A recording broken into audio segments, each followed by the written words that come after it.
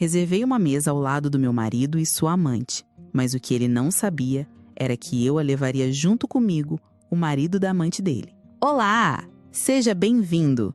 Curta, se inscreva e ative as notificações. Meu nome é Lara, tenho 41 anos e até pouco tempo atrás acreditava ter uma vida que muitas pessoas invejariam. Sou professora de administração em uma universidade conceituada em São Paulo, um trabalho que amo e que me realiza.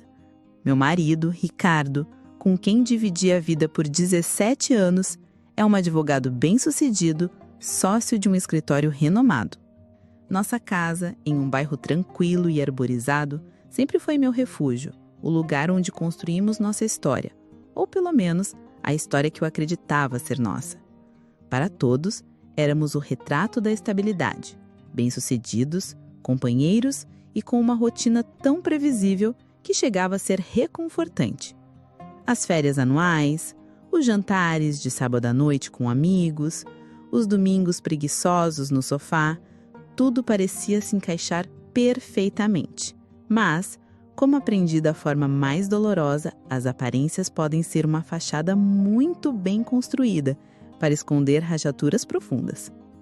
A noite em que meu mundo desabou começou como qualquer outra. Era uma terça-feira, o ar estava abafado e eu corrigia provas na sala de estar, enquanto o som do chuveiro indicava que Ricardo se preparava para dormir. Estava concentrada, sublinhando frases e anotando observações, quando um som agudo e insistente cortou o silêncio da casa. Vinha do celular dele, que ele havia deixado de forma descuidada sobre o criado mudo ao lado da nossa cama. Normalmente, eu não daria a mínima. Respeitava a privacidade dele tanto quanto valorizava a minha. Mas algo naquele som, talvez a hora tardia ou uma intuição que sussurrava perigo no fundo da minha alma, me fez levantar.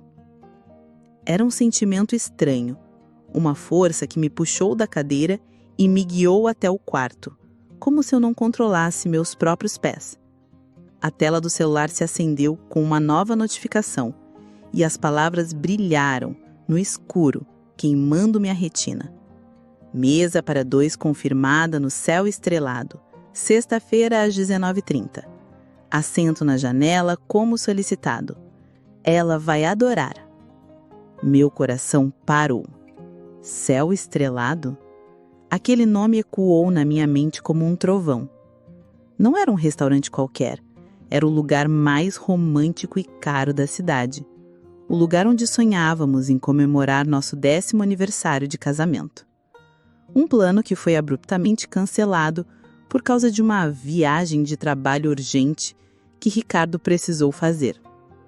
Na época, eu compreendi, como sempre fazia. Eu era a esposa compreensiva, a parceira que apoiava sua carreira exigente. Agora, a lembrança daquela compreensão me enchia de náuseas. Minha mão tremia ao pegar o aparelho. O celular estava bloqueado, mas um calafrio percorreu minha espinha quando testei a senha que ele sempre usava para tudo. A data do nosso casamento. Desbloqueou. O que encontrei ali dentro não era o celular do meu marido. Era um portal para uma vida paralela. Uma vida da qual eu não fazia parte. Abri o aplicativo de mensagens e o nome Sofia estava no topo, fixado, com um coração ao lado. Sofia, do departamento de comunicação do escritório dele. Lembrei-me, vagamente dela, uma mulher mais jovem, que ele mencionou uma outra vez como sendo muito competente. As conversas eram um fluxo interminável de intimidade. Meu amor, saudades do seu cheiro. Não vejo a hora de te ver de novo. Havia fotos que nunca imaginei que pudessem existir. Uma selfie dos dois em um café, com a cabeça dela apoiada no ombro dele. Outra, mais chocante, de uma viagem de 2 dias a Campos do Jordão. A mesma viagem de trabalho que o fez cancelar nosso aniversário. Nela, Sofia estava aconchegada nos braços de Ricardo, em frente a uma lareira com um sorriso tão radiante e genuíno que me fez perceber que eu não via aquele mesmo sorriso direcionado a mim há anos. O homem naquelas fotos não era o meu marido cansado que chegava em casa e mal conversava. Era um homem apaixonado, vibrante, vivo. O ar pareceu ficar denso, pesado. E eu não conseguia respirar. Sentei na beirada da cama, o celular frio na minha mão, sentindo o peso de 17 anos de dedicação se transformar em pó. O som do chuveiro cessou. Em um ato de puro instinto, fechei tudo e coloquei o celular exatamente onde estava. Quando Ricardo saiu do banheiro, enrolado na toalha, com o cabelo molhado, ele sorriu para mim e perguntou casualmente: "Amor, você viu minha gravata azul? Tem uma reunião importante amanhã." A banalidade da pergunta era um tapa na minha cara. Ele me olhava, mas não me via. Ele estava ali, mas sua mente e seu coração estavam em outro lugar, com outra pessoa. Consegui forçar um sorriso e respondi com uma voz que mal reconheci como sendo minha, fria e controlada, enquanto por dentro uma erupção vulcânica de raiva e dor devastava tudo. "Está na segunda gaveta, querido. Eu passei ontem." Ele agradeceu e continuou sua rotina, alheio à tempestade que se formava dentro de mim. Naquela noite, deitei na cama de costas para ele, sentindo o abismo que agora nos separava. O calor do seu corpo, que antes me trazia conforto, agora me queimava. Cada suspeita não dita, cada perfume diferente na sua roupa, cada reunião até tarde que me deixava sozinha, tudo se encaixou em um quebra-cabeça terrível e claro. A imagem daquela notificação, "Ela vai adorar", martelava na minha cabeça. Ele estava planejando uma noite romântica para ela, no lugar que era nosso sonho. Naquele momento, no silêncio do nosso quarto, eu tomei uma decisão. Eu não era mais a esposa cega e compreensiva. A dor não me destruiria, ela me transformaria. E eu faria com que ele se lembrasse daquela sexta-feira para o resto da vida. Na manhã seguinte, acordei antes do despertador. O lugar de Ricardo ao meu lado na cama estava vazio. Ele tinha o hábito de sair para correr bem cedo. Por um instante, a rotina quase me enganou, quase me fez acreditar que tudo estava normal. Mas a sensação fria no meu estômago era um lembrete constante da verdade que eu havia descoberto. A dor ainda estava lá, uma brasa ardente no meu peito. Mas algo mais havia se juntado a ela durante a noite. Uma clareza gelada, uma determinação que eu não sentia há anos. Quando Ricardo voltou da corrida e entrou no chuveiro, eu não fiquei na cama. Levantei-me, preparei o café, como sempre, mas minhas mãos não tremiam mais. Eu era uma atriz em meu próprio palco, desempenhando o papel de esposa pela última vez. Ele desceu, tomou seu café apressadamente, me deu um beijo superficial na testa e saiu para o trabalho, completamente alheio à mulher que observava cada movimento seu. Assim que a porta da frente se fechou, a personagem da esposa se desfez. Fui até o telefone e, com a voz firme, liguei para o Departamento de Recursos Humanos da minha universidade. "Bom dia, é a Lara. Preciso solicitar uma licença de 3 dias por motivos de saúde." A mulher do outro lado foi compreensiva e desejou-me melhoras. Eu não estava mentindo, afinal. Estava doente de decepção, doente de uma vida construída sobre mentiras. Eu não precisava daqueles dias para chorar ou me lamentar no escuro. Eu precisava de tempo para pensar, para planejar. Passei 17 anos sendo a parceira compreensiva, a esposa perfeita que abria mão dos próprios sonhos para apoiar os dele. Agora, eu usaria toda a minha inteligência e capacidade de planejamento, as mesmas que aplicava nas minhas aulas de administração estratégica, para um propósito muito diferente. Eu não queria uma briga de gritos e pratos quebrados. Isso seria fácil demais, rápido demais. Se Ricardo queria uma noite especial com a amante, ele a teria. Mas seria uma noite inesquecível por todos os motivos errados. Sentei-me em sua cadeira de couro no escritório de casa, o lugar onde ele passava horas trabalhando em seus casos. Liguei seu computador, que, para minha sorte, também não tinha senha. Abri seu e-mail e seu calendário meticulosamente organizado. E lá estava, como uma faca no meu coração. Jantar, Sofia, marcado para sexta-feira, 19h30, no céu estrelado. Clicar no nome dela revelou seu sobrenome. Com essa informação, precisei de menos de 5 minutos para encontrar seu perfil em uma rede social profissional. Sofia Hotman. As fotos mostravam uma mulher ambiciosa, sorridente, participando de congressos e eventos corporativos. Em uma delas, Ricardo estava no fundo, olhando para ela com uma admiração que me era dolorosamente familiar. Com mais um clique, encontrei o que realmente procurava. O marido dela, marcado em uma foto de um evento de caridade. Eduardo. Seu perfil era mais discreto, mais profissional. Eduardo Matos, arquiteto executivo em uma grande construtora no centro da cidade. As fotos dele eram diferentes das de Sofia. Ele sorria ao lado de sobrinhos, em viagens com amigos, em um projeto de construção. Havia uma bondade em seu olhar, um calor que contrastava com a frieza que eu sentia agora. Eu não o conhecia, mas senti uma pontada de compaixão por ele. Nós éramos os dois lados da mesma moeda, os parceiros enganados vivendo em uma feliz ignorância. Ele também merecia saber a verdade. Foi então que o plano começou a tomar forma em minha mente, claro e nítido.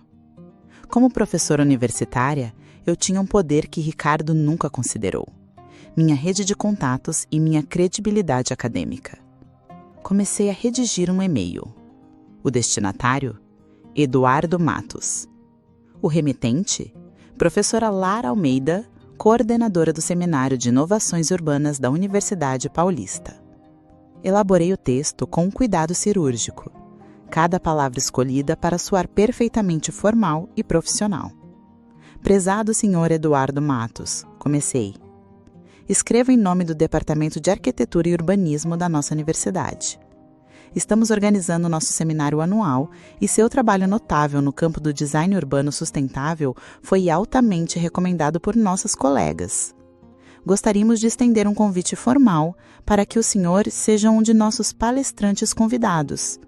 Continuei, detalhando o público, a importância do evento e o prestígio associado a ele. E então, preparei a isca. Sei que sua agenda é concorrida, mas, para discutirmos os detalhes da proposta e alinharmos os temas, gostaria de convidá-lo para um encontro. Pensei que um jantar seria uma oportunidade agradável para conversarmos com mais calma. Já tomei a liberdade de fazer uma reserva para esta sexta-feira, no restaurante Céu Estrelado, às 19h30. Seria uma honra para mim e para a universidade contar com sua presença e expertise. Enviei o e-mail e senti uma onda de adrenalina. A resposta veio em menos de 2 horas. Ele se sentiu honrado com o convite e estava muito interessado. A data e o local eram perfeitos para ele. Ele confirmou sua presença.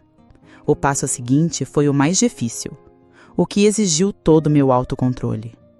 Peguei meu celular e liguei para o restaurante. Boa noite. Gostaria de fazer uma alteração em uma reserva, se possível. A voz do outro lado foi cortês.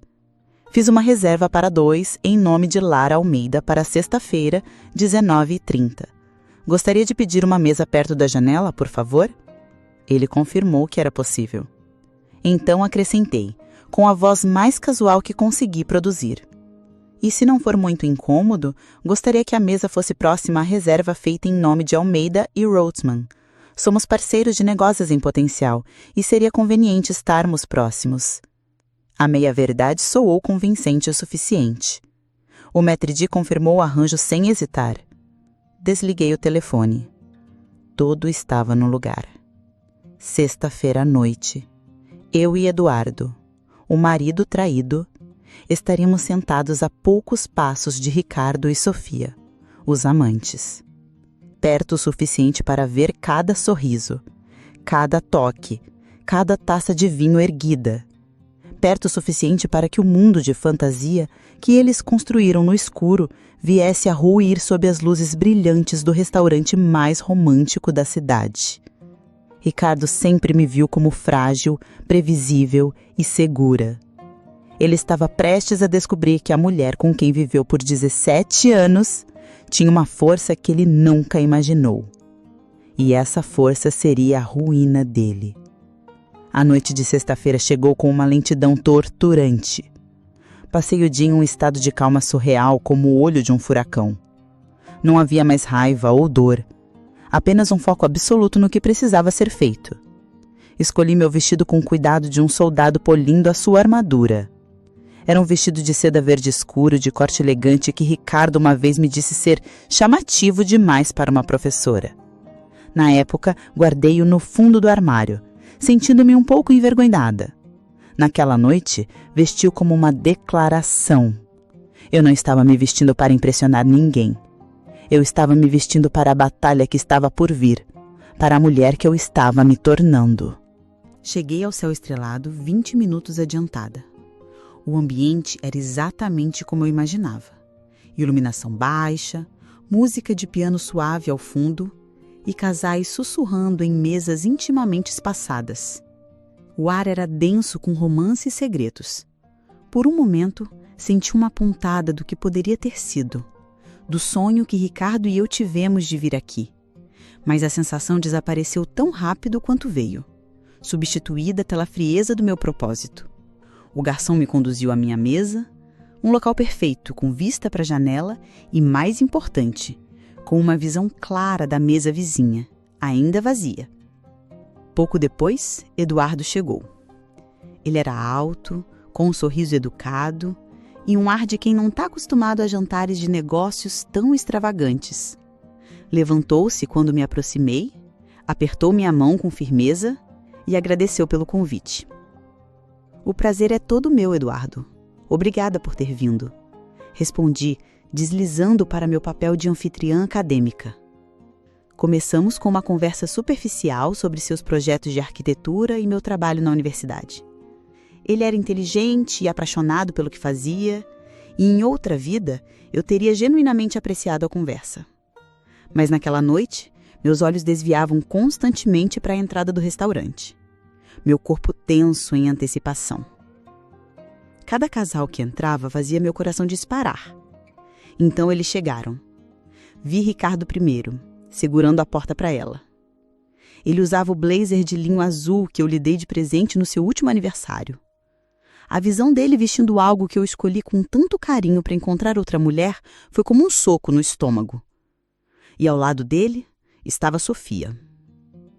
Ela usava um vestido vermelho justo, que se destacava na penumbra do restaurante. E caminhava com a confiança inabalável de quem se sente a rainha do lugar. Riram de algo enquanto Métrio os conduzia à sua mesa, a poucos metros da nossa. Senti o olhar de Eduardo em mim. Algum problema, professora Lara? Não, nenhum. Apenas me distraí. Respondi com um sorriso forçado, voltando minha atenção para ele. Mas eu continuei a observá-los pelo canto do olho.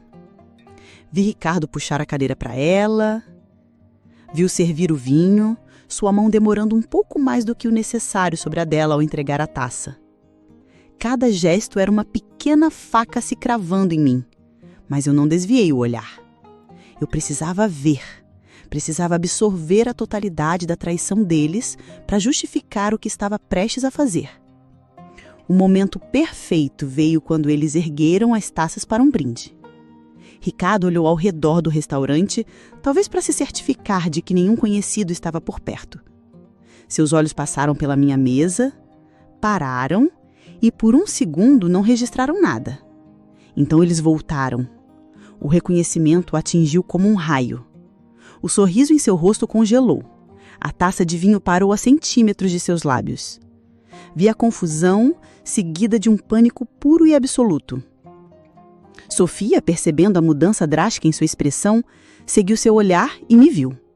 O queixo dela caiu levemente. A bolha de fantasia deles havia estourado. Com uma calma que surpreendeu a mim mesma, Pedi licença a Eduardo. Com licença, Eduardo. Volta em um instante. Levantei-me e comecei a caminhar, não na direção deles, mas em direção ao corredor que levava aos banheiros. Um caminho que me forçaria a passar rente à mesa deles. Quando passei, não olhei. Continuei até o início do corredor e esperei. Como eu previ, Sofia se levantou e veio atrás de mim. Lara, é você mesma? Sua voz era um sussurro trêmulo, uma mistura de choque e medo. Virei-me silenciosamente para encará-la. Mantive minha voz baixa, mas firme. Sim, sou eu.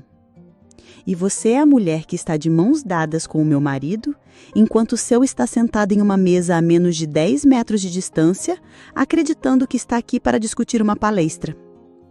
O rosto dela perdeu toda a cor. Tornou-se uma máscara pálida de horror. Ela abriu a boca para dizer algo, mas nenhum som saiu. Nesse momento, Ricardo apareceu atrás dela, seu rosto lívido de raiva. Lara, o que você diabos está fazendo aqui? Ele se esbilou, tentando me intimidar. Ignorei-o completamente, como se ele fosse invisível. Olhei por cima de seu ombro para a nossa mesa e chamei em um tom claro e audível. Eduardo, você pode vir até aqui por um segundo, por favor? Eduardo se levantou, a confusão estampada em seu rosto, e caminhou em nossa direção. Ele olhou de Ricardo para Sofia e depois para mim, sem entender a cena. Eu me virei para ele, o único inocente ali além de mim, e olhei em seus olhos. Minha voz era suave, mas cada palavra era uma lâmina. Eduardo, quero que conheça meu marido, Ricardo Almeida. E acredito que você já reconheça a mulher ao lado dele. Esta é Sofia Hotman, sua esposa. O restaurante, que antes parecia cheio de murmúrios, pareceu ficar em silêncio absoluto. O tempo parou. Sofia cobriu a boca com as mãos e um soluço escapou. Eduardo olhava fixamente para a esposa e a confusão em seu rosto deu lugar a uma dor tão profunda e crua que foi quase difícil de testemunhar. Ricardo estava paralisado, alternando o olhar entre mim e Eduardo, finalmente compreendendo a dimensão da armadilha em que havia caído. Eu dei um passo para trás. Meu trabalho estava feito. Virei-me para sair, mas parei e olhei para Ricardo uma última vez. Ah, e não se preocupem com a conta do jantar, acrescentei com um pingo de veneno na voz. Tenho certeza de que o cartão corporativo da empresa dele, que Sofia parece conhecer tão bem, cobrirá tudo. Então, eu me virei e saí. Caminhei de cabeça erguida, sem olhar para trás, deixando para trás o caos de duas vidas desmoronando, afogadas na verdade que eles não podiam mais esconder. O som dos meus saltos no chão de mármore foi a trilha sonora da minha liberdade. Saí do restaurante sem olhar para trás, o som de meus saltos no chão de mármore ecoando na noite como uma sentença final. O ar frio da noite de São Paulo nunca pareceu tão bom, tão limpo. Cada passo que eu dava para longe daquele lugar era um passo em direção a mim mesma. Eu não fui para casa. A ideia de voltar para aquele espaço, agora assombrado por 17 anos de mentiras, era insuportável. Em vez disso, dirigi até um hotel no centro da cidade, um quarto que eu, em um momento de clareza profética, já havia reservado. Assim que fechei a porta atrás de mim, a força que me sustentou durante toda a noite finalmente cedeu. Eu me encostei na porta e escorreguei até o chão. E pela primeira vez desde que vi aquela notificação no celular de Ricardo, eu chorei. Não foram as lágrimas silenciosas de uma mulher de coração partido. Foi um choro gutural, raivoso, uma torrente de fúria por cada mentira, cada promessa quebrada, cada pedaço de mim que eu havia diminuído para caber na vida dele. Chorei pela jovem ingênua que eu fui e pela mulher que a traição me forçou a me tornar. Horas mais tarde, quando as lágrimas secaram e um vazio exausto tomou seu lugar, ouvi uma batida suave na porta. Meu primeiro pensamento foi Ricardo, mas a batida era muito hesitante para ser ele. Abri a porta e encontrei Eduardo. Ele parecia perdido. com os ombros caídos e o olhar vazio. Desculpe o incômodo, disse ele, a voz rouca. Eu não sabia para onde ir. O recepcionista do restaurante me disse que uma senhora que combinava com sua descrição pediu um táxi para este hotel. Convidei-o para entrar. Sentamos em silêncio por um longo tempo. Dois estranhos, unidos pela mesma ferida profunda. Então nós conversamos. Ele me contou sobre seus próprios medos, as pequenas coisas que ele ignorou. Eu contei sobre as promessas de Ricardo, sobre o restaurante que era o nosso sonho. Não houve julgamento, apenas a compreensão crua de alguém que estava no mesmo barco naufragado. Naquela noite, em quartos de hotel separados, 2 casamentos chegaram ao fim. Na semana seguinte, minha dor se transformou em ação. A primeira coisa que fiz foi contratar o melhor advogado de divórcio que pude encontrar. O processo foi iniciado de forma rápida e implacável. Ricardo tentou de tudo. Primeiro, vieram as flores, dezenas de rosas que morreram na portaria do meu prédio. Depois, as ligações, que eu nunca atendi, deixando sua voz se acumular em mensagens desesperadas na minha caixa postal. E, por fim, os e-mails, longas declarações de arrependimento e pedidos de uma segunda chance. Eu não respondi a nenhum deles. Para garantir que ele entendesse a gravidade de seus atos, fiz algo que ele nunca esperaria. Contei a verdade. Contei para os pais dele, que sempre me adoraram. Contei para nossos amigos mais próximos, aqueles que nos viam como o casal perfeito. Eu não precisei gritar ou acusar. Apenas relatei os fatos com a mesma calma com que revelei a verdade no restaurante. A reputação dele, algo que ele valorizava mais do que a mim, foi destruída não pelas minhas palavras, mas pelas suas próprias escolhas. Soube por amigos em comum que ele e Sofia tentaram fazer o relacionamento funcionar.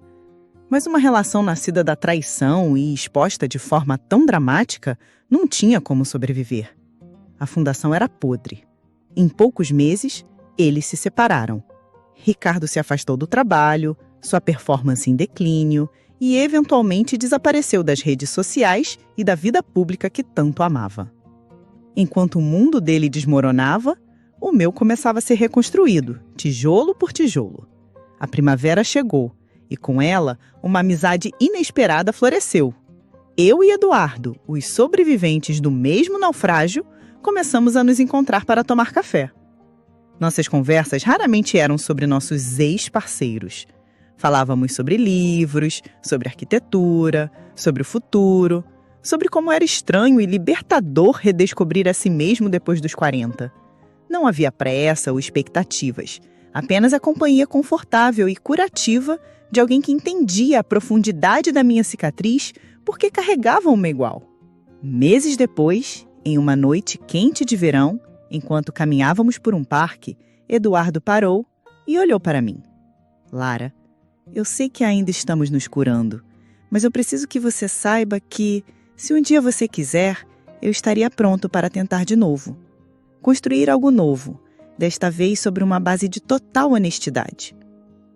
Eu olhei para ele, para o seu sorriso gentil e seus olhos sinceros, e senti algo que não sentia há muito tempo.